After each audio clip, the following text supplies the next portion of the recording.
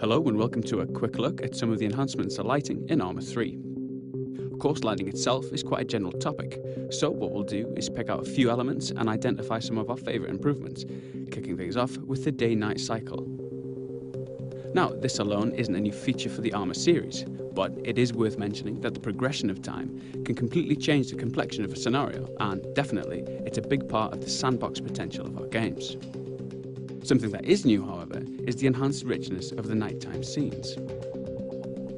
The improvement to the way the engine handles HDR has enabled us to overhaul the feeling of darkness in Arma 3. Vehicles particularly take on a whole new complexion, and the detailed ground surfaces really come into their own, casting this kind of light. Now, these chem lights are one of my favourite new features.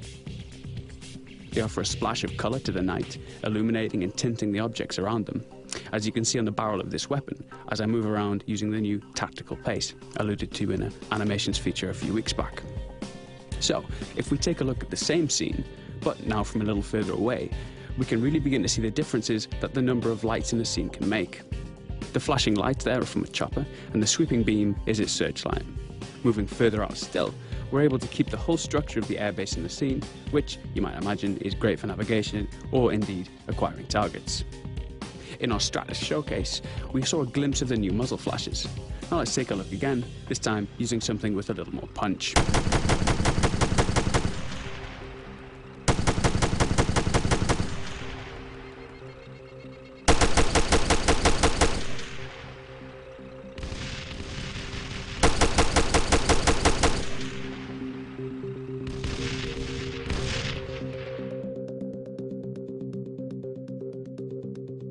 So, moving on.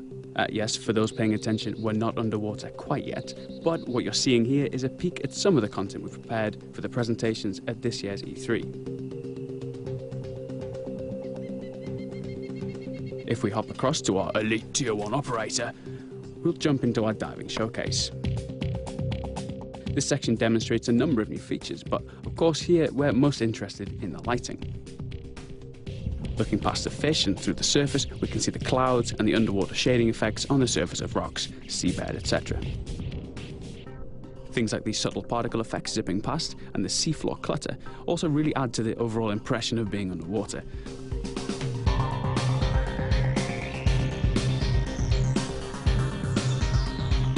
Okay, skipping ahead a little, we can spot some of the underwater mines. A wreck, a obligatory tuna fish, an STV, just to the left behind that rock, and of course some Op-4 divers.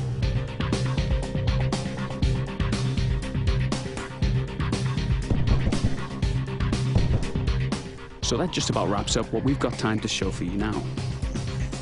As always, thanks for joining us, and if you'd like to see us at E3, we'll have much more information about that posted next week. Bye for now.